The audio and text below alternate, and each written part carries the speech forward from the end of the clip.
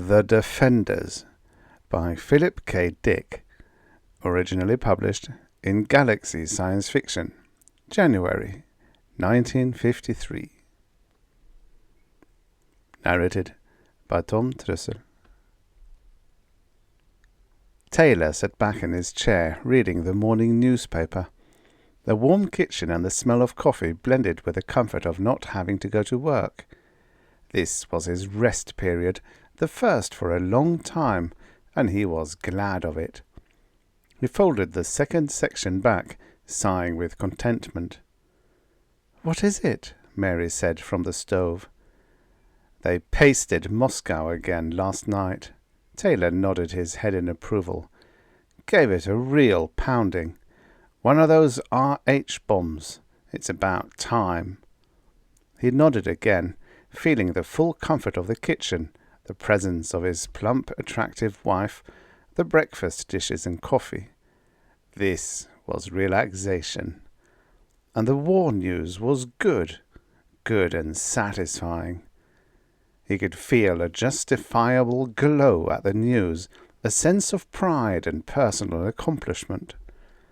After all, he was an integral part of the war program, not just another factory worker lugging a cart of scrap, but a technician, one of those who designed and planned the nerve trunk of the war.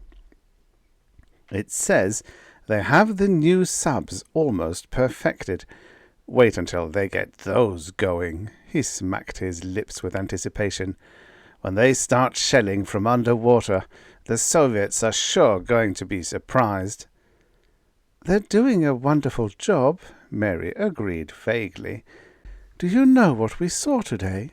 Our team is getting a leady to show to the school children. I saw the leady, but only for a moment. It's good for the children to see what their contributions are going for, don't you think?" She looked around at him.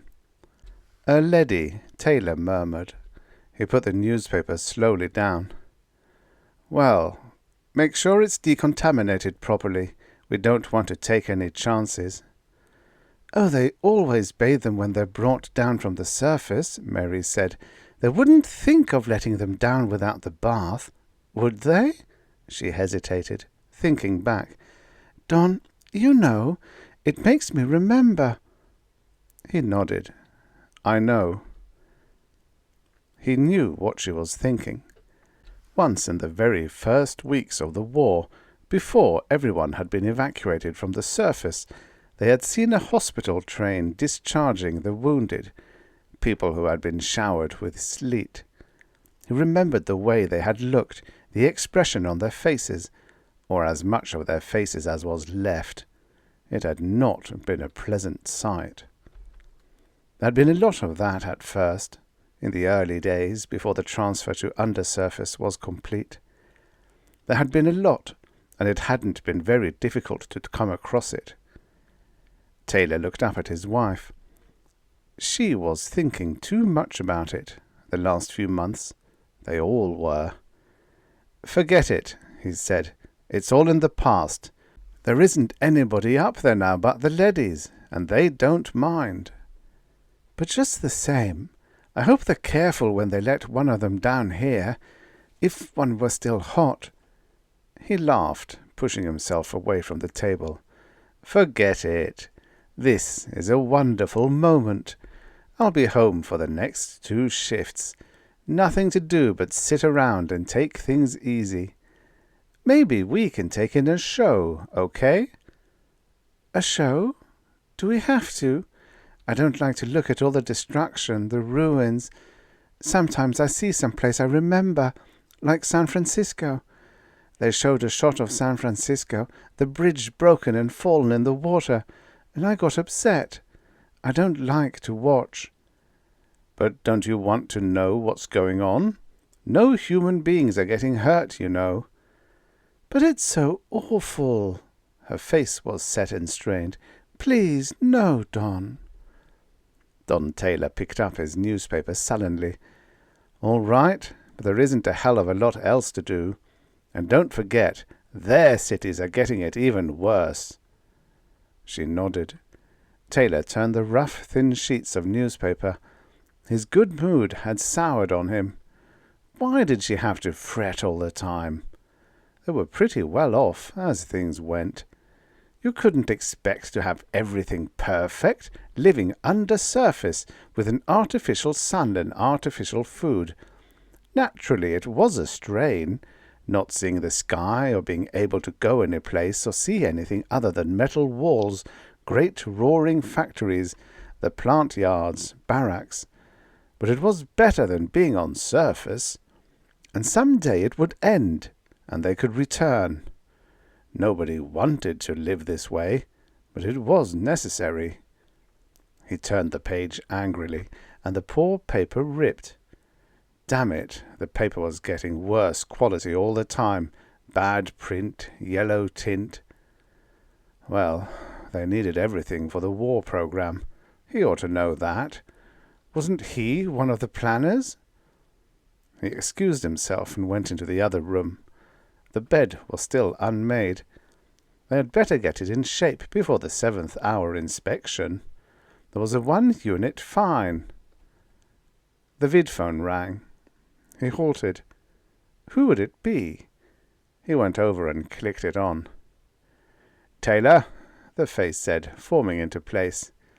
It was an old face, grey and grim. "This is Moss. I'm sorry to bother you during rest period, but this thing has come up." He rattled papers. "I want you to hurry over here." Taylor stiffened. "What is it? There's no chance it could wait." The calm grey eyes were studying him, expressionless, unjudging.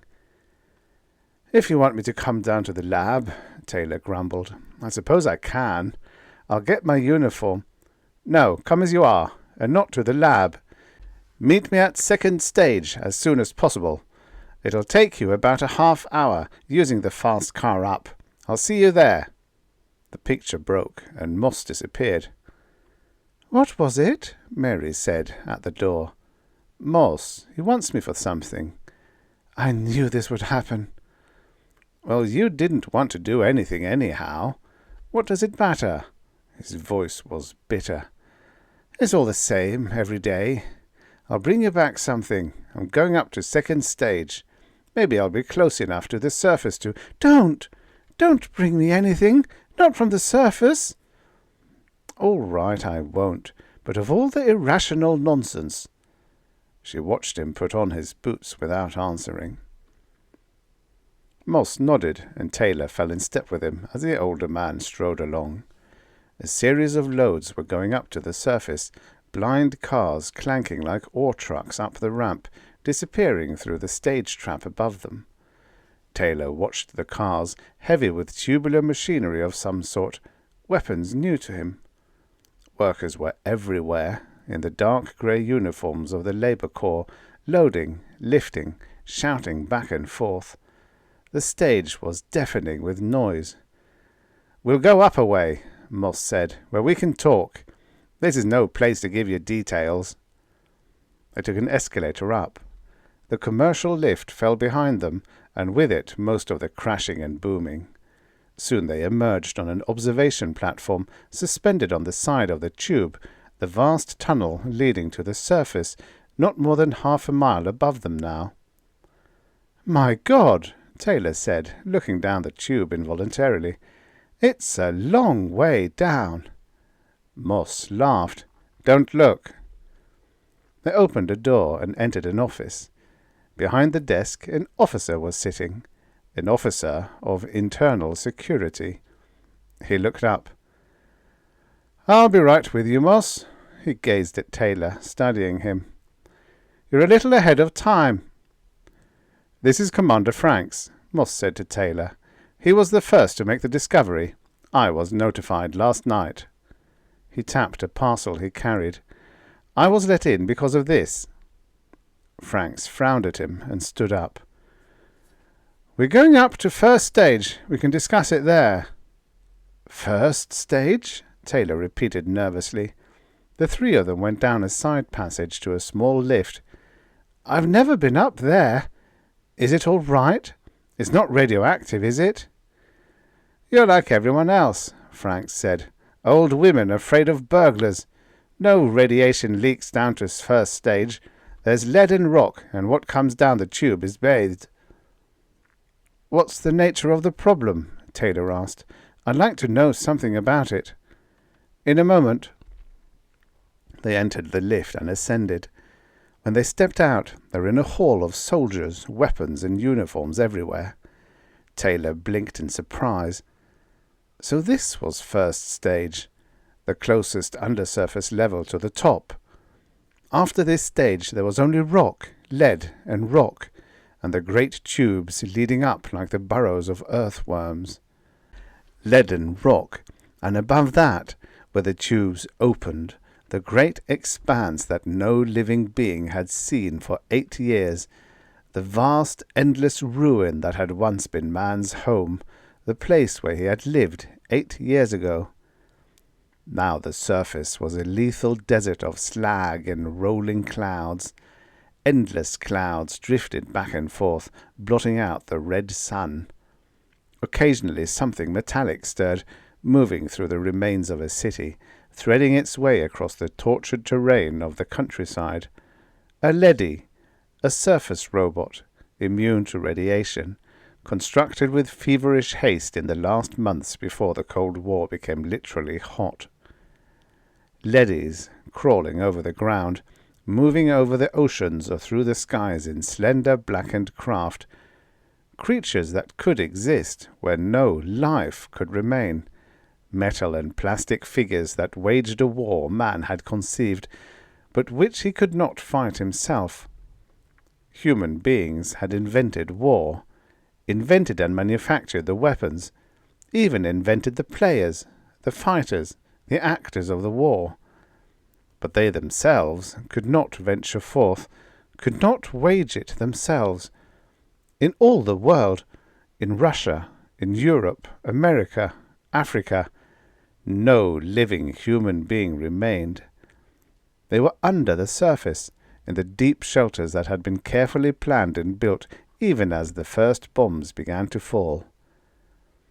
It was a brilliant idea, and the only idea that could have worked. Up above, on the ruined, blasted surface of what had once been a living planet, the leady crawled and scurried and fought man's war. And undersurface, in the depths of the planet, human beings toiled endlessly to produce the weapons to continue the fight, month by month, year by year. "First stage," Taylor said.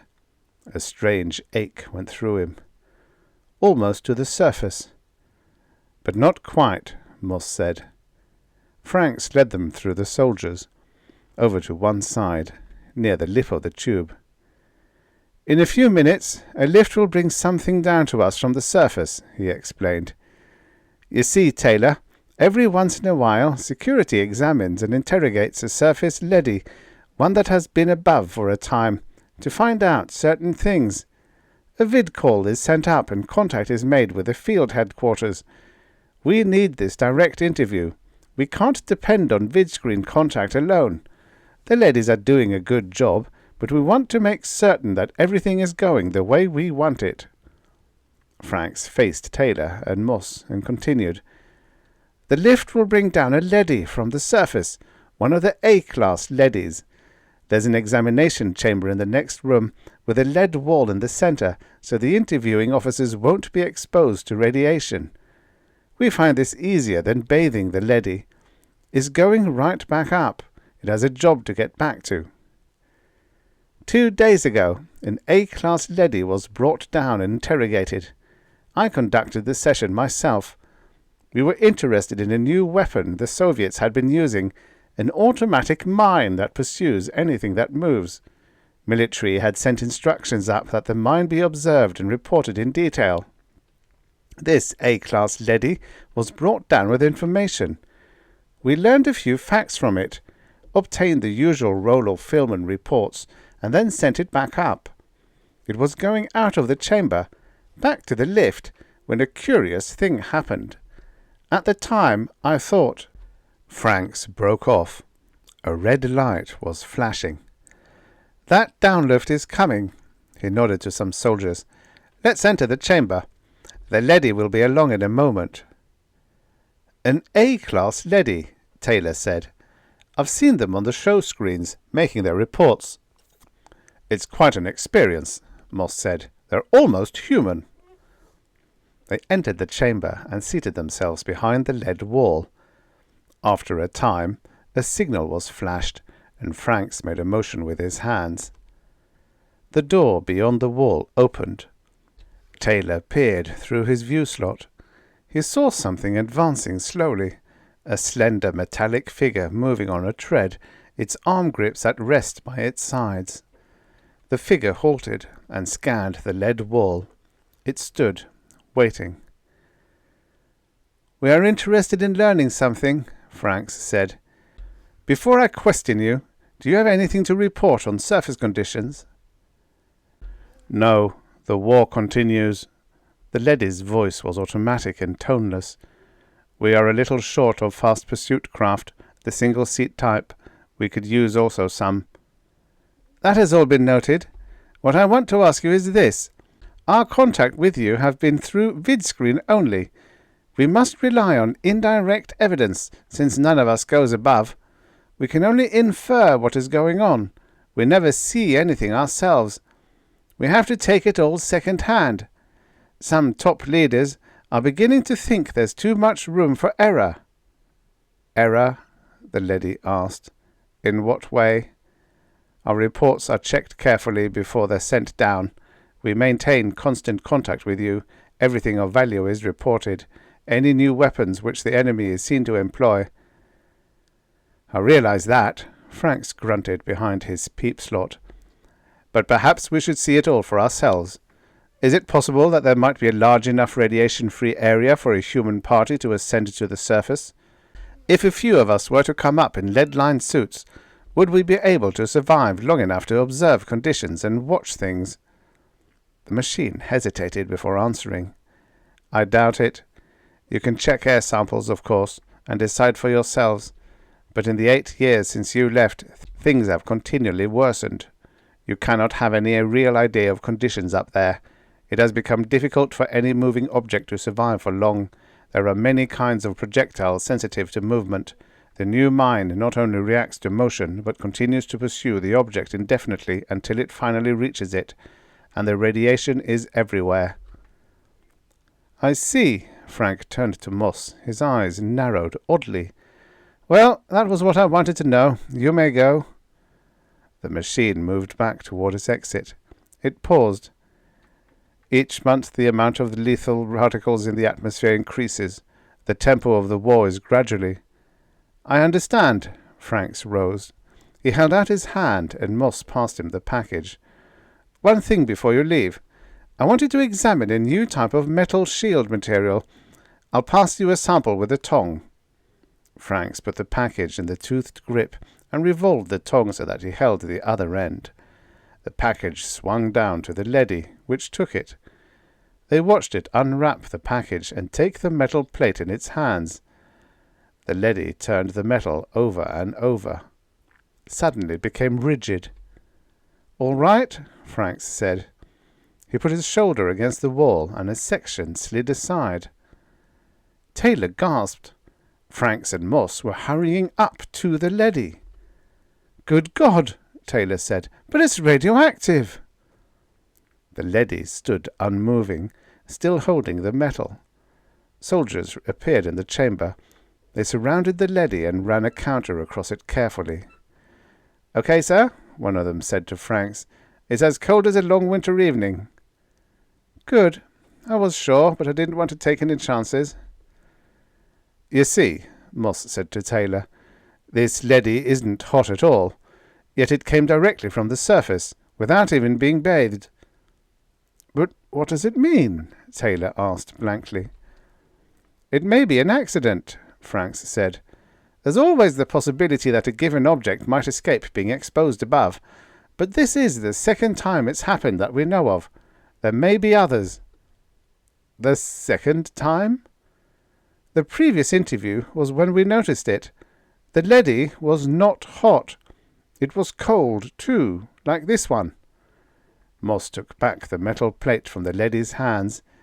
He pressed the surface carefully and returned it to the stiff, unprotesting fingers. "We shorted it out with this, so we could get close enough for a thorough check. It'll come back on in a second now. We had better get behind the wall again." They walked back, and the lead wall swung closed behind them. The soldiers left the chamber. 2 periods from now," Franks said softly, "an initial investigating party will be ready to go surface side. We're going up the tube in suits, up to the top. The first human party to leave Undersurface in 8 years." "It may mean nothing," Moss said, "but I doubt it. Something's going on. Something strange. The leady told us no life could exist above without being roasted. The story doesn't fit." Taylor nodded.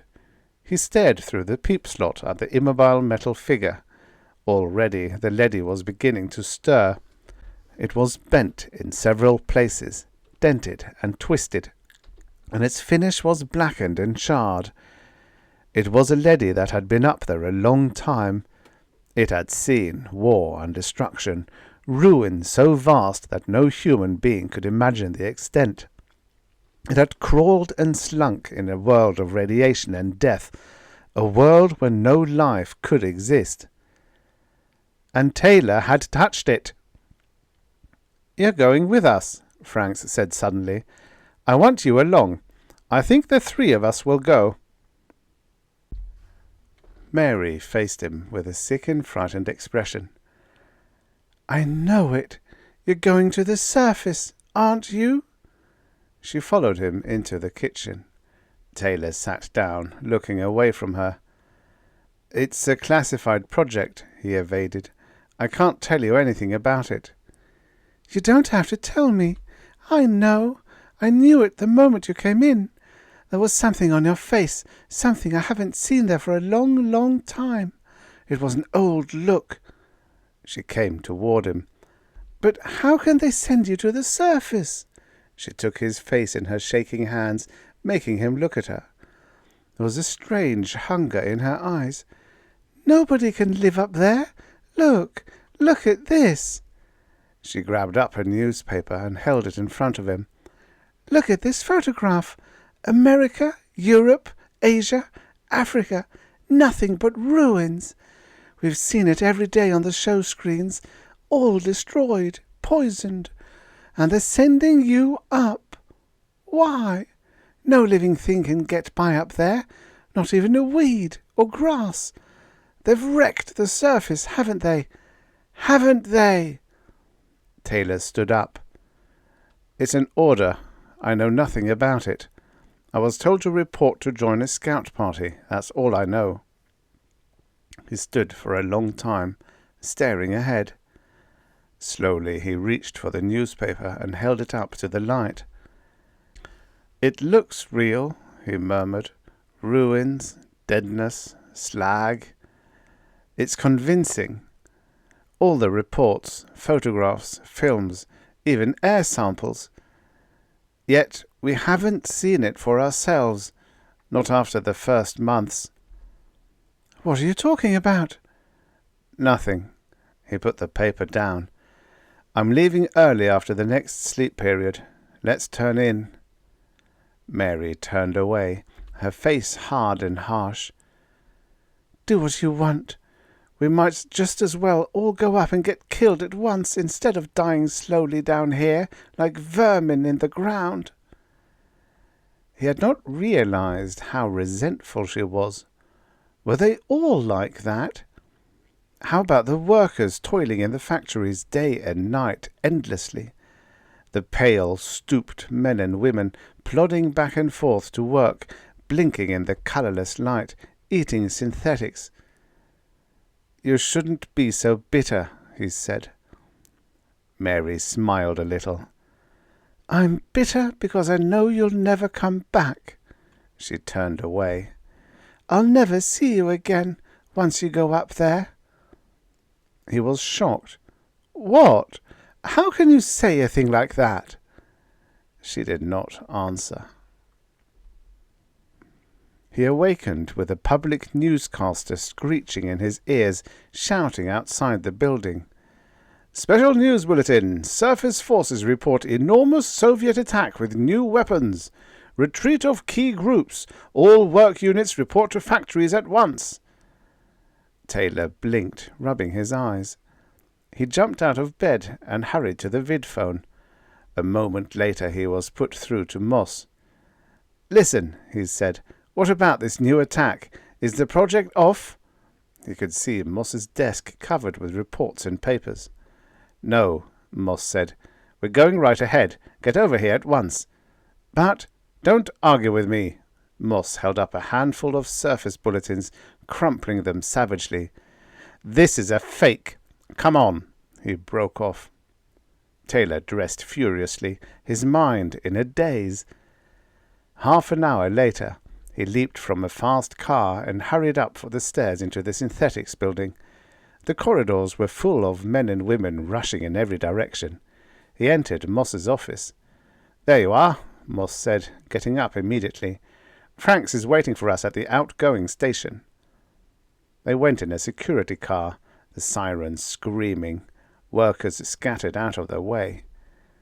"What about the attack?" Taylor asked. Moss braced his shoulders. "We're certain that we've forced their hand. We've brought the issue to a head." They pulled up at the station link of the tube and leaped out. A moment later they were moving up at high speed toward the first stage.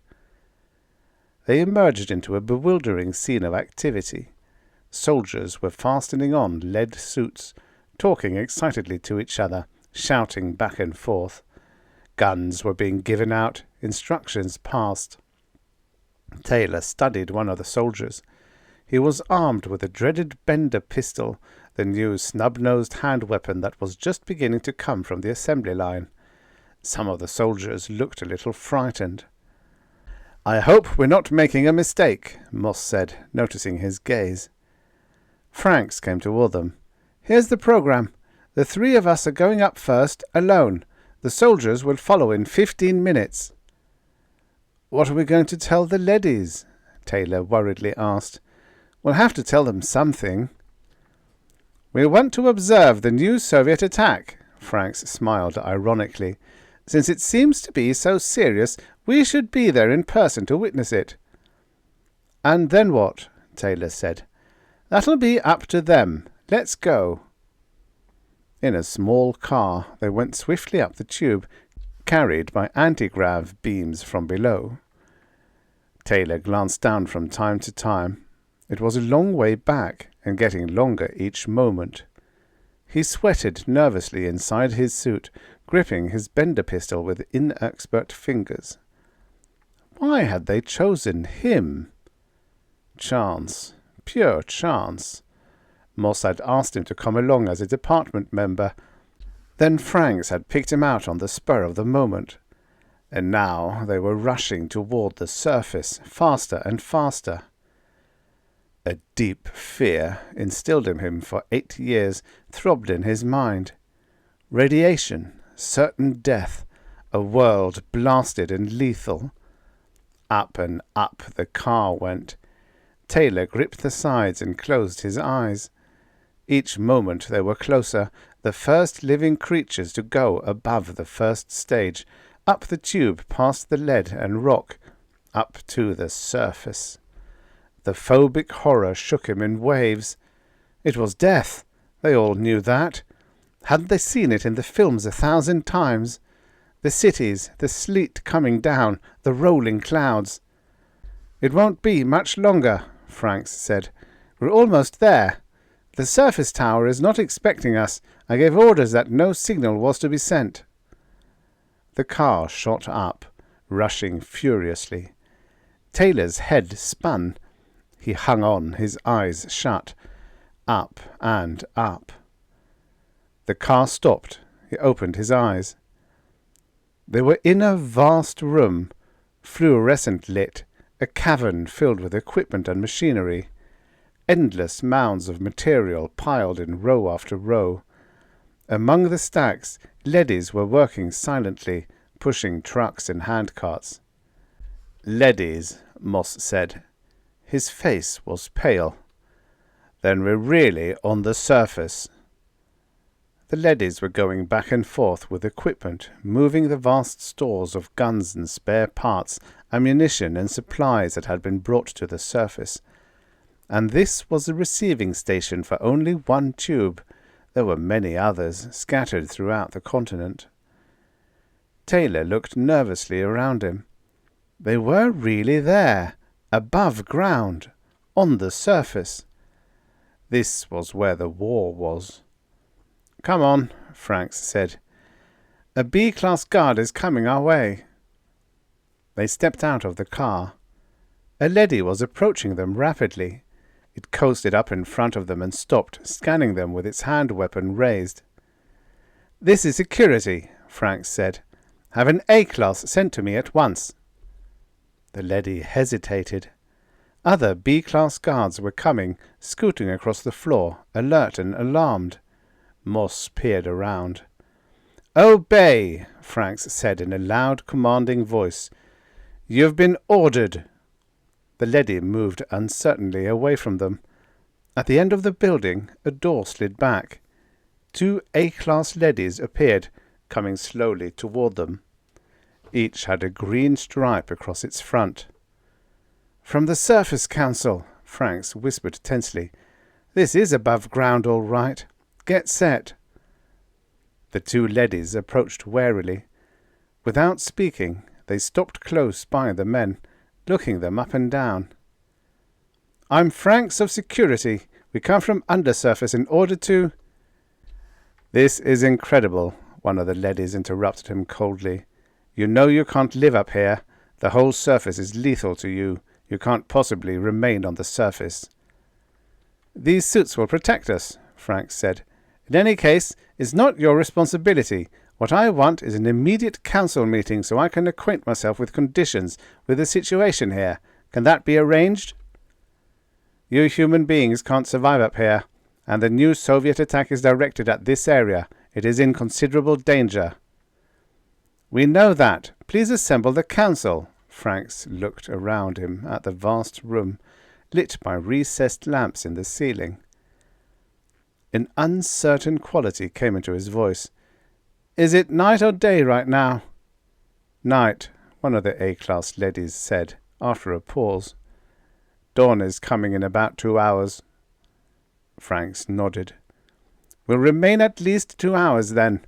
As a concession to our sentimentality, would you please show us some place where we can observe the sun as it comes up? We would appreciate it." A stir went through the leadies. "It is an unpleasant sight," one of the leadies said. "You've seen the photographs. You know what you'll witness. Clouds of drifting particles blot out the light. Slag heaps are everywhere. The whole land is destroyed. For you it will be a staggering sight, much worse than pictures and film can convey. However it may be, we'll stay long enough to see it. Will you give the order to the council?" "Come this way."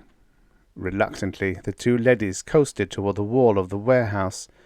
The 3 men trudged after them, their heavy shoes ringing against the concrete. At the wall, the 2 leadies paused. "This is the entrance to the council chamber.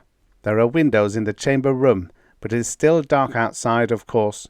You will see nothing right now, but in 2 hours—" "Open the door," Franks said. The door slid back. They went slowly inside. The room was small, a neat room with a round table in the center, chairs ringing it. The 3 of them sat down silently, and the 2 leadies followed after them, taking their places.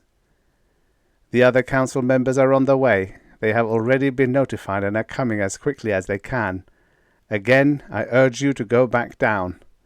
The leady surveyed the 3 human beings. "There is no way you can meet the conditions up here. Even we survive with some trouble ourselves. How can you expect to do it?" The leader approached Franks. "This astonishes and perplexes us," it said. "Of course we must do what you tell us, but allow me to point out that if you remain here—" "We know," Franks said impatiently. "However, we intend to remain at least until sunrise." If you insist. There was silence. The leadies seemed to be conferring with each other, although the three men heard no sound. For your own good, the leader said at last, you must go back down. We have discussed this, and it seems to us that you are doing the wrong thing for your own good. We are human beings, Franks said sharply. Don't you understand? We are men, not machines. That is precisely why you must go back. This room is radioactive. All surface areas are. We calculate that your suits will not protect you for over 50 more minutes. Therefore, the leadies moved abruptly toward the men, wheeling in a circle, forming a solid row. The men stood up, Taylor reaching awkwardly for his weapon, his fingers numb and stupid. The men stood facing the silent metal figures.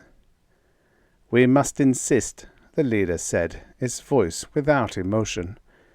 We must take you back to the tube and send you down on the next car. I am sorry, but it is necessary. What'll we do? Moss said nervously to Franks. He touched his gun. Shall we blast them? Franks shook his head. All right, he said to the leader. We'll go back.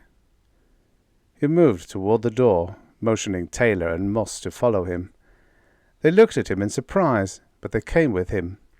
The leadies followed them out into the great warehouse. Slowly they moved toward the tube entrance, none of them speaking. At the lip, Franks turned. We are going back because we have no choice.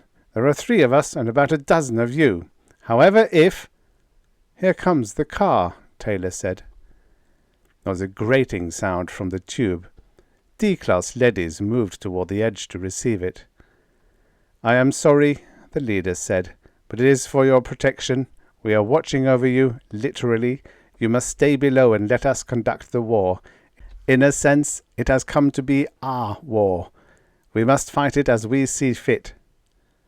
The car rose to the surface. 12 soldiers, armed with Bender pistols, stepped from it and surrounded the 3 men. Moss breathed a sigh of relief. Well, this does change things. It came off just right. The leader moved back, away from the soldiers. It studied them intently, glancing from one to the next, apparently trying to make up its mind. At last it made a sign to the other leadies. They coasted aside, and a corridor was opened up toward the warehouse. Even now, the leader said, we could send you back by force, but it is evident that this is not really an observation party at all. These soldiers show that you have much more in mind. This was all carefully prepared. Very carefully, Franks said. They closed in. How much more we can only guess. I must admit that we were taken unprepared. We failed utterly to meet the situation. Now force would be absurd, because neither side can afford to injure the other. We, because of the restrictions placed on us regarding human life. You, because the war demands. The soldiers fired, quick and in fright. Moss dropped to one knee, firing up. The leader dissolved in a cloud of particles. On all sides, D and B-class leadies were rushing up, some with weapons, some with metal slats. The room was in confusion. Off in the distance a siren was screaming. Franks and Taylor were cut off from the others, separated from the soldiers by a wall of metal bodies. They can't fire back, Franks said calmly. This is another bluff. They've tried to bluff us all the way. He fired into the face of a leady. The leady dissolved. They can only try to frighten us. Remember that. They went on firing, and leady after leady vanished. The room reeked with the smell of burning metal, the stink of fused plastic and steel. Taylor had been knocked down. He was struggling to find his gun, reaching wildly among metal legs, groping frantically to find it. His fingers strained. A handle swam in front of him. Suddenly something came down on his arm, a metal foot. He cried out. Then it was over. The leadies were moving away, gathering together off to one side. Only 4 of the Surface Council remained. The others were radioactive particles in the air. D-class leadies were already restoring order, gathering up partly destroyed metal figures and bits and removing them. Franks breathed a shuddering sigh.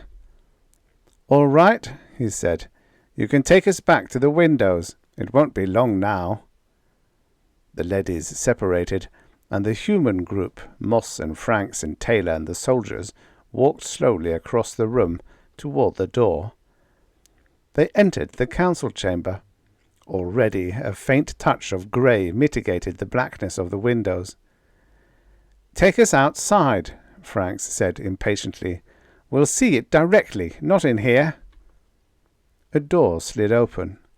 A chill blast of cold morning air rushed in, chilling them even through their lead suits. The men glanced at each other uneasily. "Come on," Franks said. "Outside." He walked out through the door, the others following him. They were on a hill overlooking the vast bowl of a valley. Dimly, against the greying sky, the outline of mountains were forming, becoming tangible. "It'll be bright enough to see in a few minutes," Moss said. He shuddered as a chilling wind caught him and moved around him. "It's worth it, really worth it, to see this again after 8 years, even if it's the last thing we see." "Watch," Frank snapped. They obeyed, silent and subdued. The sky was clearing, brightening each moment. Some place far off, echoing across the valley, a rooster crowed. "A chicken," Taylor murmured. "Did you hear?"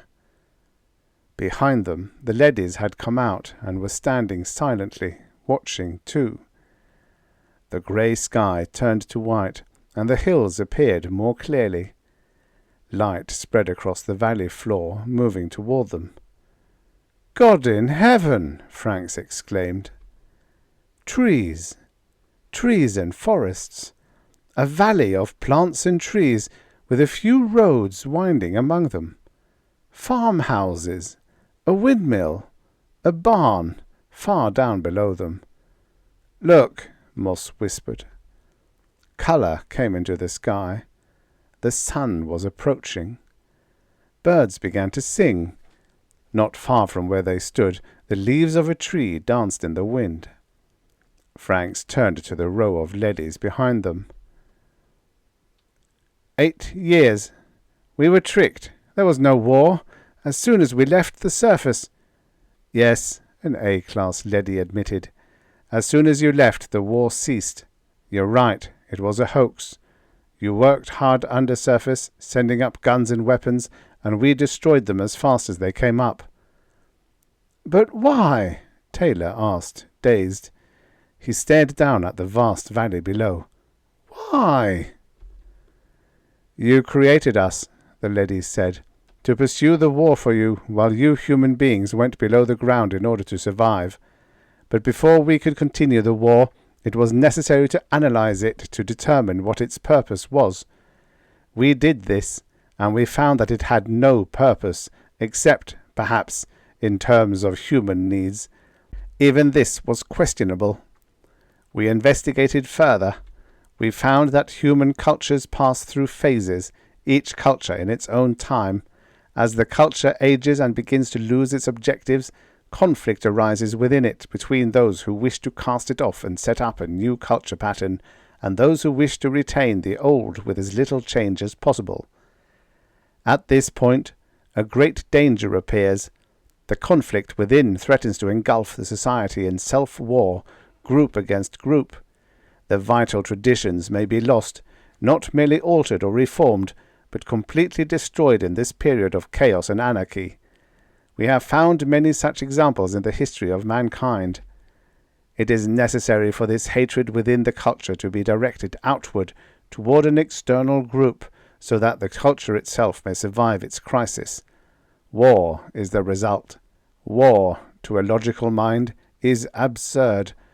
But in terms of human needs, it plays a vital role, and it will continue to until man has grown up enough so that no hatred lies within him. Taylor was listening intently. Do you think this time will come? Of course, it has almost arrived now. This is the last war. Man is almost united into one final culture, a world culture. At this point he stands continent against continent, one half of the world against the other half. Only a single step remains, the jump to a unified culture. Man has climbed slowly upward, tending always toward unification of his culture. It will not be long. But it has not come yet, and so the war had to go on, to satisfy the last violent surge of hatred that man felt. 8 years have passed since the war began. In these 8 years we have observed and noted important changes going on in the minds of men. Fatigue and disinterest we have seen, and are gradually taking the place of hatred and fear. The hatred is being exhausted gradually over a period of time. But for the present, the hoax must go on, at least for a while longer. You are not ready to learn the truth. You would want to continue the war. But how did you manage it? Moss asked. All the photographs, the samples, the damaged equipment. Come over here. The leady directed them toward a long, low building. Work goes on constantly, whole staffs laboring to maintain a coherent and convincing picture of a global war. They entered the building. Leadies were working everywhere, poring over tables and desks. Examine this project here, the A-class leadies said. 2 leadies were carefully photographing something, an elaborate model on a tabletop. It is a good example. The men grouped around, trying to see. It was a model of a ruined city. Taylor studied it in silence for a long time. At last he looked up. It's San Francisco, he said in a low voice. This is a model of San Francisco, destroyed. I saw this on the vid screen, piped down to us. The bridges were hit. Yes, notice the bridges. The leady traced the ruined span with his metal finger, a tiny spider web, almost invisible. You have no doubt seen photographs of this many times and of the other tables in this building. San Francisco itself is completely intact. We restored it soon after you left, rebuilding the parts that had been damaged at the start of the war. The work of manufacturing news goes on all the time with this particular building. We are very careful to see that each part fits in with all the other parts. Much time and effort are devoted to it. Franks touched one of the tiny model buildings, lying half in ruins. So this is what you spend your time doing, making model cities and then blasting them? No, we do much more. We are caretakers, watching over the whole world. The owners have left for a time, and we must see that the cities are kept clean, that decay is prevented, that everything is kept oiled and in running condition. The gardens, the streets, the water mains, everything must be maintained as it was 8 years ago, so that when the owners return, they will not be displeased. We want to be sure that they will be completely satisfied. Franks tapped Moss on the arm. Come over here, he said in a low voice. I want to talk to you. He led Moss and Taylor out of the building, away from the leadies, outside on the hillside. The soldiers followed them. The sun was up, and the sky was turning blue. The air smelled sweet and good, the smell of growing things. Taylor removed his helmet and took a deep breath. I haven't smelled that smell for a long time, he said. Listen, Franks said, his voice low and hard. We must get back down at once. There's a lot to get started on. All this can be turned to our advantage. What do you mean? Moss asked. It's a certainty that the Soviets have been tricked too, the same as us, but we have found out. That gives us an edge over them. I see, Moss nodded. We know, but they don't. Their Surface Council has sold out, the same as ours. It works against them the same way. But if we could... With 100 top-level men, we could take over again, restore things as they should be. It would be easy. Moss touched him on the arm. An A-class leady was coming from the building toward them. "We've seen enough," Frank said, raising his voice. "All this is very serious. It must be reported below and a study made to determine our policy." The leady said nothing. Franks waved to the soldiers. "Let's go." He started toward the warehouse. Most of the soldiers had removed their helmets. Some of them had taken their lead suits off too, and were relaxing comfortably in their cotton uniforms. They stared around them, down the hillside at the trees and bushes, the vast expanse of green, the mountains and the sky. "Look at the sun," one of them murmured. "It sure is bright as hell," another said. "We're going back down," Franks said. "Fall in by twos and follow us." Reluctantly, the soldiers regrouped.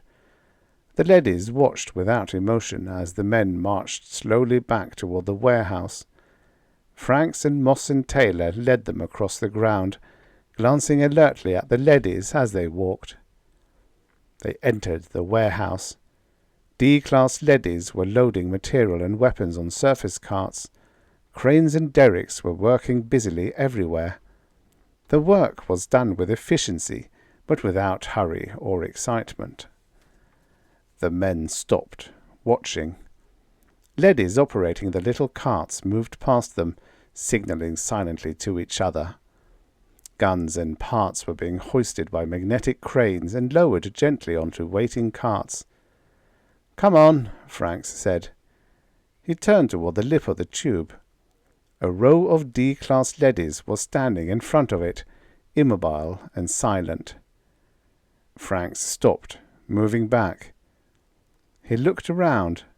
An A-class leady was coming toward him. "Tell them to get out of the way," Franks said. He touched his gun. "You had better move them." Time passed, an endless moment without measure. The men stood, nervous and alert, watching the row of leadies in front of them. "As you wish," the A-class leadies said. It signaled, and the D-class leadies moved into life. They stepped slowly aside. Moss breathed a sigh of relief. "I'm glad that's over," he said to Franks. "Look at them all. Why don't they try to stop us? They must know what we're going to do." Franks laughed. "Stop us? You saw what happened when they tried to stop us before. They can't. They're only machines. We built them so they can't lay hands on us, and they know that." His voice trailed off. The men stared at the tube entrance. Around them the leadies watched, silent and impassive, their metal faces expressionless. For a long time the men stood without moving. At last Taylor turned away. "Good God," he said. He was numb, without feeling of any kind. The tube was gone. It was sealed shut, fused over. Only a dull surface of cooling metal greeted them. The tube had been closed. Franks turned, his face pale and vacant. The A-class leady shifted. "As you can see, the tube has been shut. We were prepared for this. As soon as all of you were on the surface, the order was given. If you had gone back when we asked you, you would now be safely down below. We had to work quickly because it was such an immense operation." "But why?" Moss demanded angrily. "Because it is unthinkable that you should be allowed to resume the war. With all the tubes sealed, it will be many months before forces from below can reach the surface, let alone organize a military program. By that time the cycle will have entered its last stages. You will not be so perturbed to find your world intact. We had hoped that you would be undersurface when the sealing occurred. Your presence here is a nuisance. When the Soviets broke through, we were able to accomplish their sealing without—" "The Soviets? They broke through?" "Several months ago they came up unexpectedly to see why the war had not been won. We were forced to act with speed. At this moment they are desperately attempting to cut new tubes to the surface to resume the war. We have, however, been able to seal each new one as it appears. The leady regarded the three men calmly. "We're cut off," Moss said, trembling. "We can't get back. What'll we do?" "How did you manage to seal the tube so quickly?" Franks asked the leady. "We've been up here only 2 hours." "Bombs are placed just above the first stage of each tube for such emergencies. They are heat bombs. They fuse lead and rock."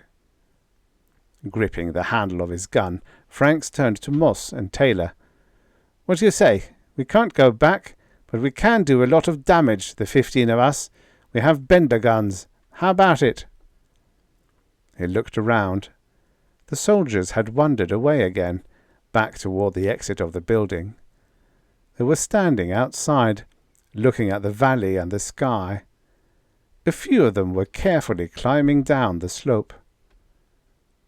"Would you care to turn over your suits and guns?" the A-class leady asked politely. "The suits are uncomfortable and you'll have no need for weapons. The Russians have given up theirs, as you can see." Fingers tensed on triggers. 4 men in Russian uniforms were coming toward them from an aircraft that they suddenly realized had landed silently some distance away. "Let them have it!" Franks shouted. "They are unarmed," said the leady. "We brought them here so you could begin peace talks." "We have no authority to speak for our country," Moss said stiffly. "We do not mean diplomatic discussions," the leady explained. "There will be no more. The working out of daily problems of existence will teach you how to get along in the same world. It will not be easy, but it will be done." The Russians halted, and they faced each other with raw hostility.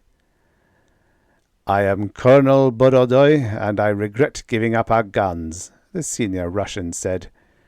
"You could have been the first Americans to be killed in almost 8 years. "Or the first Americans to kill," Franks corrected. "No one would know of it except yourselves," the leady pointed out. "It would be useless heroism. Your real concern should be surviving on the surface. We have no food for you, you know." Taylor put his gun in its holster. "They've done a neat job of neutralizing us, damn them. I propose we move into a city, start raising crops with the help of some leadies, and generally make ourselves comfortable." Drawing his lips tight over his teeth, he glared at the A-class leady. "Until our families can come up from Undersurface, it's going to be pretty lonesome, but we'll have to manage." "If I may make a suggestion," said another Russian uneasily. "We tried living in a city. It is too empty. It is also too hard to maintain for so few people. We finally settled in the most modern village we could find." "Here in this country," a third Russian blurted, "we have much to learn from you." The Americans abruptly found themselves laughing. "You probably have a thing or two to teach us yourselves," said Taylor generously, "though I can't imagine what." The Russian colonel grinned. "Would you join us in our village? It would make our work easier and give us company." "Your village?" snapped Franks. "It's American, isn't it? It's ours." The leady stepped between them. "When our plans are completed, the term will be interchangeable. Ours will eventually mean mankind's." It pointed at the aircraft, which was warming up. "The ship is waiting. Will you join each other in making a new home?" The Russians waited while the Americans made up their minds. "I see what the leadies mean about diplomacy becoming outmoded," Franks said at last. "People who work together don't need diplomats. They solve their problems on the operational level instead of at a conference table." The leady led them toward the ship. "It is the goal of history, unifying the world. From family to tribe to city-state to nation to hemisphere, the direction has been toward unification. Now the hemispheres will be joined and—" Taylor stopped listening and glanced back at the location of the tube. Mary was undersurface there. He hated to leave her, even though he couldn't see her again until the tube was unsealed. but then he shrugged and followed the others. If this tiny amalgam of former enemies was a good example, it wouldn't be too long before he and Mary and the rest of humanity would be living on the surface like rational human beings instead of blindly hating moles. It has taken thousands of generations to achieve, the A-class leady concluded. Hundreds of centuries of bloodshed and destruction. But each war was a step toward uniting mankind, and now the end is in sight. A world without war. But even that is only the beginning of a new stage of history. The conquest of space, breathed Colonel Borodoy. The meaning of life, Moss added. Eliminating hunger and poverty, said Taylor.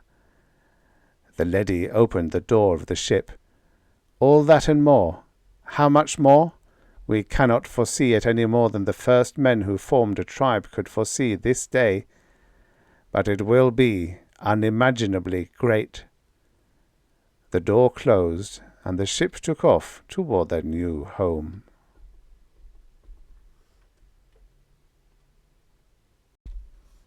The end. Subscribe for your daily stories of futures past. Maybe there ain't no such thing as a free lunch, but there is such a thing as a free story. Enjoy.